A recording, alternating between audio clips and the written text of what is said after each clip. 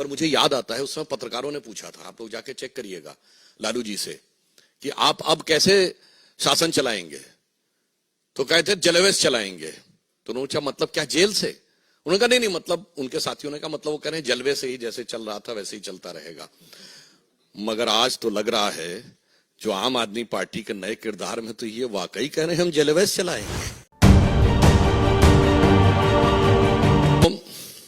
दिल्ली के मुख्यमंत्री अरविंद केजरीवाल जी, जिन्हें दिल्ली की सर्दी में जांच की आंच से पसीने आते हुए दिखाई पड़ रहे हैं, अब परिस्थिति में एक नया आयाम जुड़ रहा है। अब तो जांच भी आंच के घेरे में आ रही है।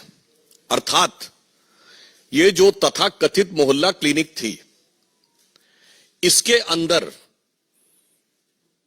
इन्होंने जांच की व्यवस्था की थी, यानी पैथोलॉजिकल टेस्टिंग की। अब जो विजिलेंस की रिपोर्ट्स आई हैं और जो विभागीय फाइंडिंग्स हैं, उसके आधार के ऊपर वो जांचें भी अब पूरी तरीके से आंच के घेरे में आ गई हैं। इस प्रकार के फैक्ट्स सामने आए हैं कि जो उनकी तथाकथित मोहल्ला क्लिनिक थी, सर्वप्रथम तो हम कहना चाहेंगे कि स्वतंत्रता के अमृत काल में आने के बाद भी देश की राष्ट्रीय राजधानी में सुपर स्पेशलिटी का कोई इंस्टीट्यूट या ऐसी कोई व्यवस्था या ऐसी कोई लैब बनाने के बजाय मोहल्ला क्लिनिक तक ही सोच सीमित थी, जो 75 वर्ष पूर्व भी थी। परंतु उसमें भी क्या हुआ, मीडिया में भी ऐसी रिपोर्ट्स हैं, कई स्वयंसेवी संगठनों ने भी इस विषय के ऊपर ध्यान आकर्षित किया था और जांच में भी आया कि एक दिन में 500 पेशेंट देखे गए हैं। अधिकतम संख्या 533 है, जबकि जो औपचारिक समय है मोहल्ला क्लिनिक का वो सुबह 9 बजे से 1 बजे तक है। अब आप इमेजिन करिए कि 9 बजे से 1 बजे तक 4 घंटे में कितने मिनट हुए? 240। और अगर 240 मिनट में किसी ने 533 पेशेंट देख लिए, इसका मतलब आधे मिनट में एक पेशेंट देख लिया, जिसमें एक पेशेंट का आना जाना, डॉक्टर का उसकी बात सुनना, असेसमेंट करना, जांच का पर्चा लिखना। महोदय, मैं कहना चाहता हूं कि जब त्योहारों के दिनों में बड़ी भीड़ होती है ना, तो आप जाते तो मंदिर में बड़ी भीड़ होती है, इतने सेकंड्स में तो व्यक्ति उस धक्का मुक्की में दर्शन भी नहीं कर पाता है जितने में आपके डॉक्टर ने उसके दर्शन करके रोग को समझकर रोग का निदान समाधान सब लिख दिया। यह है ईमानदारी का नया किरदार। और टेक्निकली मैं पूछना चाहता हूं, यह वो सरकार है ना जिसने कहा था कि हम सीसीटीवी का पूरा जाल बिछा देंगे दिल्ली में? तो मोहल्ला क्लिनिक्स में सीसीटीवी है कि नहीं? और अगर हैं तो उन मोहल्ला क्लिनिक में उस डेट की सीसीटीवी फुटेज दिखाइए कि 533 लोग कहां लाइन लगाए हुए थे। क्योंकि मोहल्ला क्लिनिक तो छोटी छोटी स्पेसेस में है ना, तो 533 लोग अगर आए तो सीसीटीवी फुटेज में होना चाहिए ना। बस यही सब चीजें हैं जिसकी वजह से जांच की आंच से घबरा रहे हैं। और इसमें जो प्रोसीडिंग्स में बात आई है, मैं कोट करना चाहता हूं कि necessary discipline proceedings may be initiated against the project director OLS outsource lab services। महत्वपूर्ण बात यह है कि ये सरकारी एजेंसी नहीं कर रही है, ये सब आउटसोर्स है, यानी प्राइवेट एजेंसीज को जांच दे रखी है। And others of the OLS branch for non-compliance of the directions of the Honorable LG which could have led to the loss of exchequer। यानी अब यह संदेह है कि वहां वो मरीज ही नहीं थे जिनके नाम के ऊपर बिलिंग रेस करके टेस्टिंग करा दी गई। A detailed vigilance inquiry may be conducted to bring out the quantum of loss of the exchequer to the collusion of the director and support staff with the private agencies। अब जो उपराज्यपाल महोदय ने ये लिखा है और ये अब पब्लिक डोमेन में है मीडिया में, उसके बिंदु क्रमांक 33 पे देखें तो लिखा हुआ tens of thousands of tests were recommended prima facie to the ghost patient, यानी जिनका अस्तित्व ही नहीं था। यही अंतर है। हमारे प्रधानमंत्री श्री नरेंद्र मोदी जी के द्वारा हर चीज डिजिटली ट्रांसफर होती है, इसीलिए ये लोग आधार का भी विरोध करते थे, क्योंकि यदि व्यक्ति का आधार कार्ड है और डिजिटली उसके अकाउंट में ट्रांसफर हो रहा है तो उसमें किसी भी प्रकार का झोल होने की संभावना नहीं है। पर यहां पर फिर empirical data proving entry of the fake mobile numbers, blank mobile numbers of the fictitious patients, fake attendance of the doctors and fictitious data of the patient established with a widespread corruption, manipulation of the documents, forgery of the record with the sole intention to loot the government exchequer and extended under the benefit of the private parties operating at AAMC as well as the dispensaries, polyclinic and hospitals of the Delhi government. यानी अब ये बहुत साफ हो गया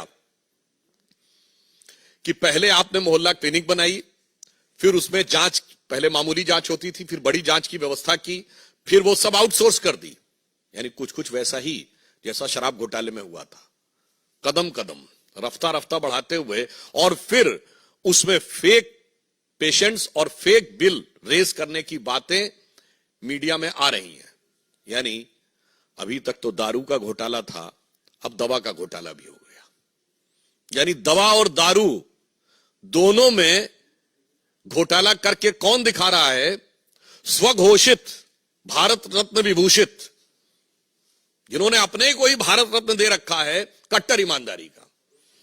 तो मैं कह सकता हूं कि विपक्षना के ध्यान से लेकर और चुनाव प्रचार तक की समस्त नाटकीयता के मध्य कट्टर ईमानदारी का यह किरदार पूरी तरीके से तार तार हो गया है। अब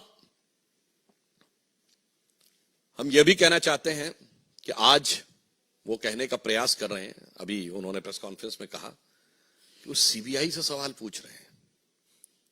साहब, बवाली अब सवाली बन गए, जिन्होंने राजनीति की शुरुआत ही, अब ये मैं बवाली शब्द ऐसे नहीं कह रहा हूं, ये बताइए, आप सबने देखा था ना कि सीढ़ी लगाकर तार काट रहे थे, ये नेता का किरदार है। 26 जनवरी के दिन धरना कर रहे थे, यह जिम्मेदार राजनीतिक व्यक्तित्व का किरदार है। इसलिए मैंने कहा, और याद करिए 2014 के समय भारतीय जनता पार्टी के कार्यालय के ऊपर आके पथराव किया था, जिसमें इनकी सर्वोच्च समिति के सदस्य थे, जैसे हमारे यहां पार्लियामेंट्री बोर्ड है। इसलिए मैंने कहा अब बवाली अब सवाली बन गए हैं, और सवाल किससे पूछ रहे हैं? जांच एजेंसी से। मतलब इसे शब्दशः ना लिया जाए, वैसे तो सारी जनता उस भाव को समझती है। हिंदी में एक कहावत होती ना कि उल्टा चोर कोतवाल को डांटे।